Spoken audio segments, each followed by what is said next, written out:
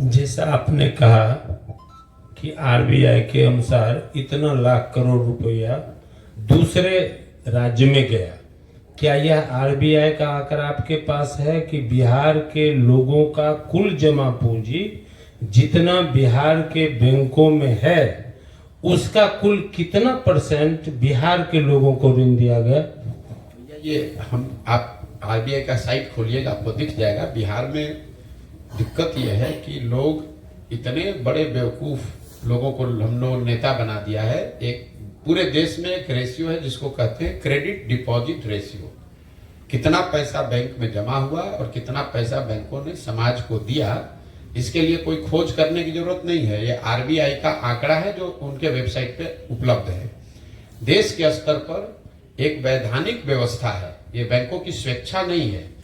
70% पैसा जो बैंक में जमा होता है उनको ये ऋण के तौर पर किसी न किसी तौर पर सरकार समाज को वापस करना है। अभी बिहार को कितना मिला, क्या पड़ता? बड़ा ऑब्जेक्टिव सवाल पर बड़ा ध्यान देते हैं, किसी चीज को समझने का प्रयास नहीं कर रहे, उस पर आ रहे हैं।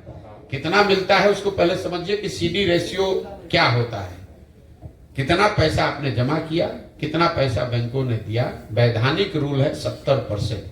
70% पैसा बैंक को ऋण के तौर पर आपको वापस देना है, चाहे घर बनाने के लिए दे, स्कूटर खरीदने के लिए दे, पढ़ाई करने के लिए दे, बिजनेस व्यापार के लिए दे।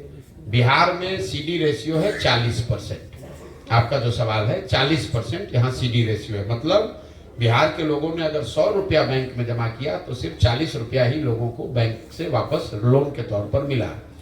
1990 में जब लालू जी मुख्यमंत्री बने तो सीडी रेशियो था 40%। लालू जी के राज में जब सब तबाह हो गया तो 2004 में ये घट के हो गया 28%। मतलब 100 रुपया हमने बैंक में जमा किया तो सिर्फ 28 रुपया ही बैंक ने लोन दिया।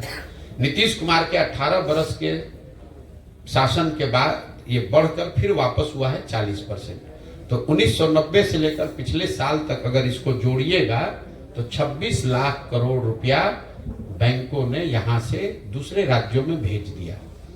अब अगर आप तमिलनाडु का सीडी रेशियो देखिएगा, आंध्र प्रदेश तेलंगाना का सीडी रेशियो देखिएगा, वहां पर सीडी रेशियो है 90, 95, 100, 105।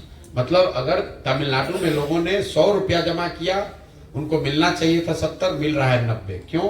क्योंकि बिहार जैसे राज्यों का पैसा तमिलनाडु में जाकर इन्वेस्ट हो। गुजरात का आंकड़ा है भैया, सब राज्य का आरबीआई पर ये आंकड़ा है। 300% गुजरात में है अभी। नहीं, ये भ्रम मत पालिए, ऐसा ही सब कहां से आंकड़ा ले आते हैं। सीडी रेशियो गुजरात का 82 से 84% होना चाहिए। मुझे एकदम टॉप ऑफ द माइंड याद नहीं है। अच्छा, ये बता सकते हैं पूरे भारत में सुनिए मेरी बात, सबसे एनपीए किस राज्य को घोषित किया गया?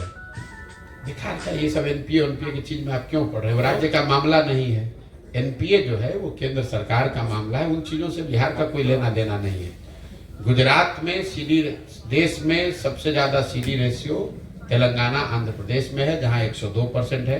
ये सब गलत आंकड़े मत बताइए कि 300% गुजरात में है। 80%, 90% सीडी रेशियो बहुत होता है, क्योंकि बैंक उससे ज्यादा पैसा किसी को देते ही नहीं है। अगर 300% होगा, 100 रुपया उसके पास है, 300 रुपया लोन कहां से दे देगा?